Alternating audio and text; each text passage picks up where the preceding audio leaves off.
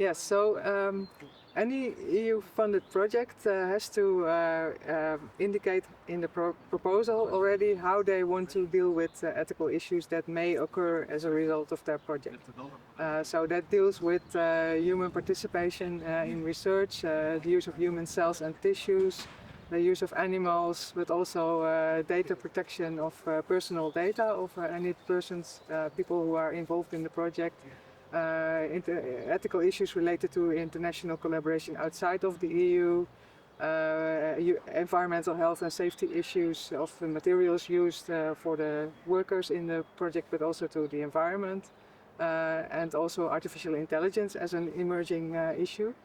And so also PARC had to explain that, and in PARC the project coordinators decided to have a data and ethics protection board, not only including responsible persons from the project who are dealing with the ethical issues, but also 3 external advisors, of whom I am one.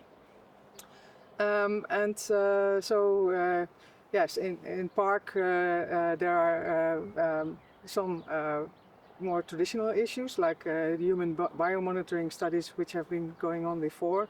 Then data and materials, human tissue materials of human participants in studies in different countries have been collected and used in earlier studies.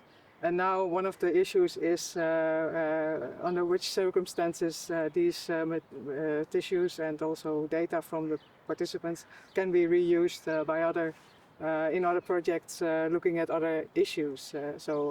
Whether a new permission has to be asked of the original person, or whether these persons have given a sort of more general informed consent to use their data also for other follow-up projects. So that's one issue we're discussing.